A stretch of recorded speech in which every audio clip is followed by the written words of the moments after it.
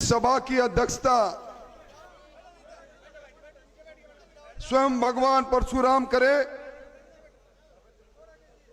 उस सभा का संकल्प निश्चित तौर पर अपने मुकाम पर पहुंचता है। मैं बरसों से सियासत में हूं,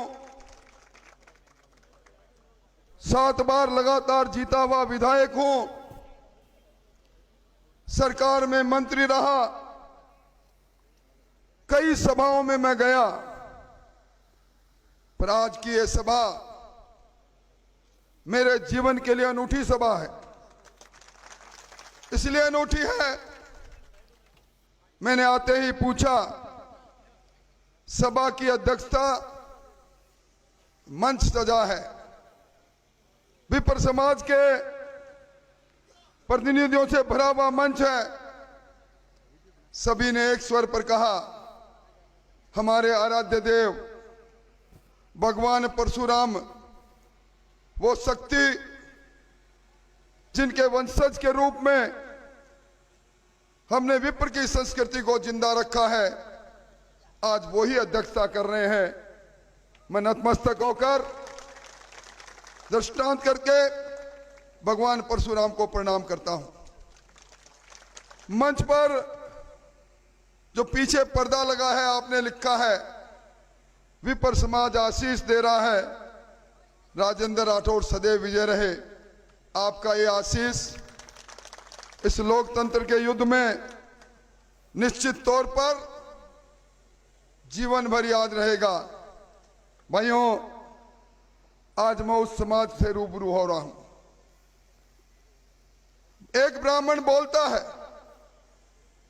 गांव में बोले, शहर में बोले, ब्राह्मण जब बोलता है, मुंह खोलता है, तो जमाना ठिठक कर खड़ा होकर उसकी बात सुनता है। यह इसलिए सुनता है कि ब्राह्मण के अंदर हम सब लोग, दूसरे समाज के लोग एक दैवत्य देखते हैं। अभी मेरे बारे में विजय कुमार जी ने कुछ बातें कही। बचपन से संस्कार मिले, मैं मंत्री था, कई बार विप्र समाज के बंधु मुझसे मिलने सचिवालय में आए, मैंने मेरी कुर्सी छोड़कर जब उनके चरण स्पर्श करके प्रणाम किया, तो मेरे साथी एक मंत्री ने कहा, मंत्री की कुर्सी से खड़े होकर आप चरण स्पर्श कर रहे हैं। मैंने कहा, यह संस्कार मेरा पिता उत्तम सिंह जी ने दिया था, राजेंद्र राठौड़, और यह कहा था, हमारे मन और मस्तिष्क में ब्राह्मण को देवतुल्य मानकर हमेशा सम्मान की दृष्टि से देखना। भाइयों, अभी मंच से मऊ प्रधान जी की, सांकरोद जी की, कभी पंकज को इसलिए गिरफ्तार किया गया कि उसने पीने के पानी की सोशल मीडिया पर अपना एक संदेश लिख डाला। कभी राहुल रेड्डी को पकड़ा गया। मैं समझता हूं, लोकतंत्र में जो तंत्र शासन करता है, उसका निर्माण लोग करते हैं, और सब जानते हैं लोग की अगुवाई कोई समाज कर सकता है तो ब्राह्मण समाज कर सकता है। मेरे मन में दर्द है, मेरे मन में पीड़ा भी है। 2008 के अंदर विधायक था, विधायक कोष से भगवान परशुराम सर्किल बना। कोडाराम जी, इन सब लोगों ने कहा मूर्ति लगनी चाहिए, भगवान परशुराम की मूर्ति लगनी चाहिए। हम बार बार करते रहे, सरकार से मंजूरी नहीं मिली। मैं आज वादा करके जा रहा हूं, मैं आज वादा करके जा रहा हूं, इस तारानगर में आराध्य देव भगवान परशुराम की मूर्ति भी लगेगी। और वो छात्रावास का जो 2 बीघा की राशि आपकी जमा पड़ी है, दर्जनों बार आप यहां के चुने प्रतिनिधि के सामने गए, आपकी सुनवाई नहीं हुई। समय का चक्र घूम रहा है। 3 तारीख को भारतीय जनता पार्टी की सरकार पैदा हो रही है और उस सरकार में 2 बीघा नहीं 5 बीघा जमीन राजेंद्र राठौड़ भगवान परशुराम छात्रावास के लिए और उसके साथ पहला कोटा विधायक का 51 लाख रुपए की स्वीकृति। राजेंद्र राठौड़ और लोग जानते भी हैं कि मैं जो बोलता हूं मन को तोलता भी हूं, मन तोल कर बोलता हूं। राजेंद्र राठौड़ भाइयों, अभी विप्र समाज के प्रदेश अध्यक्ष उदेनिया जी ने विधानसभा में मुझे बोलते हुए जो मैंने कहा वो बातें कही, मुझे दर्द है। 5 साल की सरकार में मंदिर में मूर्ति सुरक्षित नहीं रही, पुजारी सुरक्षित नहीं रहा। कभी दौसा में, कभी करौली में धू कर पुजारियों को जलाया गया। मंदिर माफी की जमीन पर सरमाएदार लोगों ने कब्जा किया। रामनवमी पर इजाजत से निकले हुए जुलूस पर करौली में हमला करके भगवान राम की तस्वीर को पैरों से रौंदा गया। उदयपुर के अंदर कलेक्टर ने फरमान जारी कर दिया, हनुमान जयंती पर हनुमान जी की पताका लगा डाली, शहर में लगा डाली। उदयपुर में अखबारों में आपने पढ़ा होगा, मुकदमा बना डाला, नगर निगम ने पताका हटा डाली। यहां हम सब सालासर जाते हैं, सालासर में डीजे पर आप हनुमान चालीसा पढ़ने पर पाबंदी लगाने वाली ये सरकार है। यह सरकार वो सरकार है जिसने सालासर के अंदर वो दरवाजा, जिस दरवाजे से आप और हम निकले, जिसमें राम दरबार बना हुआ था, उस दरवाजे के साथ राम दरबार को ढाने का काम किया, तोड़ने का काम किया। राजगढ़ अलवर में 500 वर्ष पुराना शिव मंदिर और शिवलिंग को ड्रिल करके तोड़ा गया। एक तरफ ये सरकार और दूसरी तरफ नरेंद्र मोदी जी के दूत के रूप में यह व्यक्ति आपसे बात कर रहा है, जिन्होंने 500 वर्ष के संघर्ष को, हम कहते रहे राम लला हम आएंगे, मंदिर वहीं बनाएंगे। कुछ लोग कहते हैं कि तिथि नहीं बताएंगे। अब वो मंदिर तैयार हो रहा है। दिसंबर के अंदर आप रामलीला का जन्म जहां हुआ था उस मंदिर के दर्शन करो। भारतीय जनता पार्टी एक तरफ मंदिर बनाने वाली पार्टी है और दूसरी तरफ मंदिर तोड़ने वाली पार्टी है।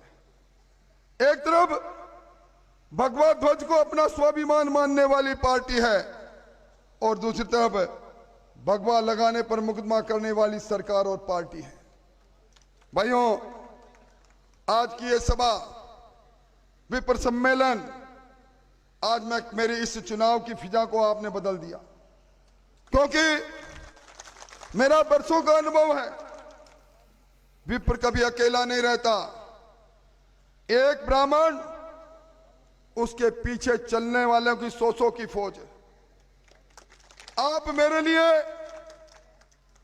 मतदाता नहीं, मत निर्माता की भूमिका निभाओ और मत निर्माण के लिए आज की सभा के बाद गली कूचों में चले जाओ, गांव में चले जाओ और मैं आपको विश्वास दिला रहा हूं, ये ईडब्ल्यूएस का आरक्षण देने वाले मोदी जी और इसमें 10% को 14% करने का आपका संकल्प और इसमें उम्र बढ़ाने का आपकी इच्छा, बस सरकार में जाने का रास्ता खोल दो आपकी इन बातों को पूरा करने के लिए 6 फुट 2 इंच का राजेंद्र राठौड़ संकल्प लेकर राजेंद्र राठौड़, राजेंद्र राठौड़, भगवान परशुराम की।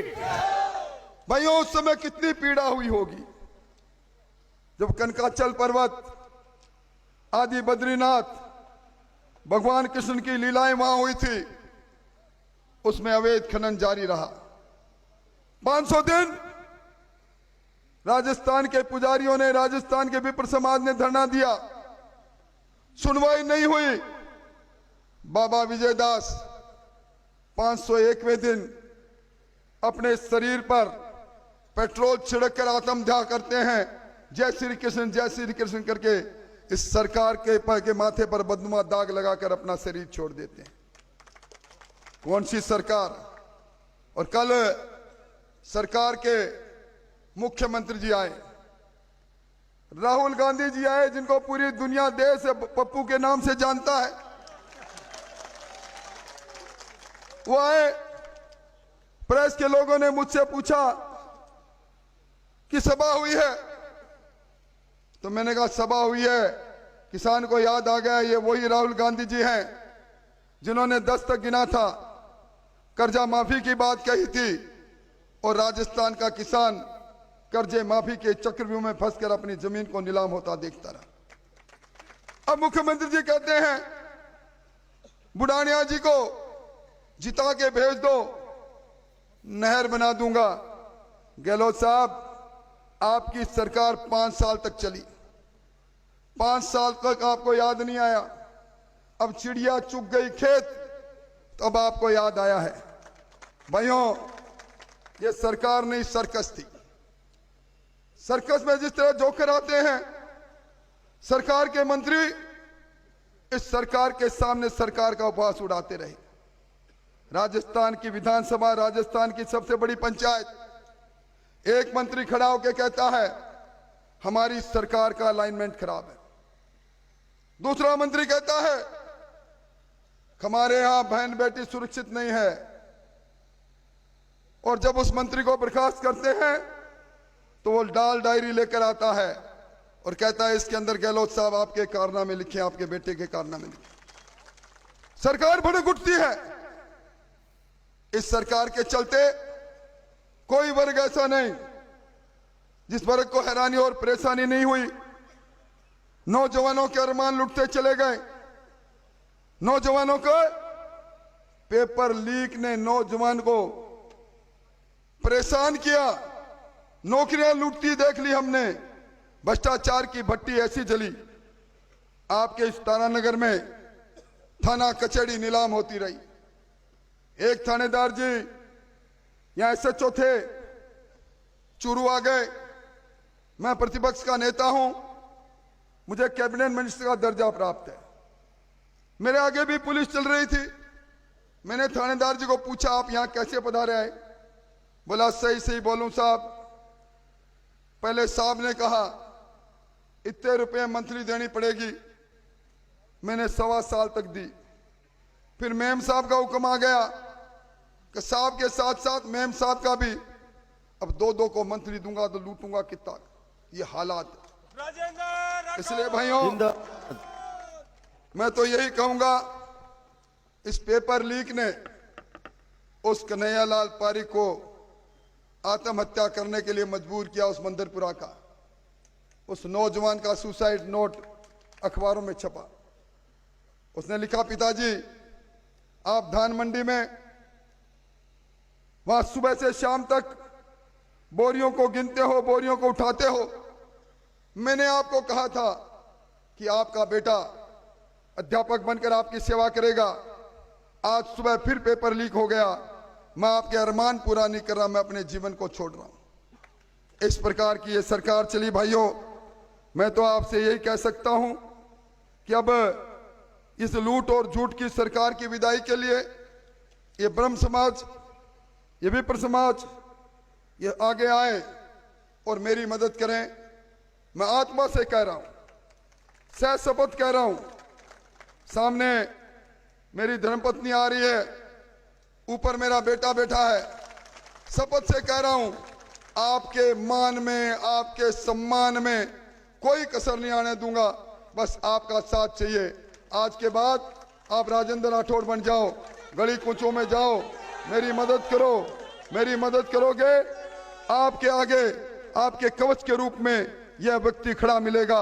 आप मेरा साथ दें, दोनों हाथ खड़े करके मुझे विश्वास दिलाएं। बहुत बहुत धन्यवाद, बहुत बहुत आभार, जीवन भर याद रखूंगा। बहुत बहुत धन्यवाद।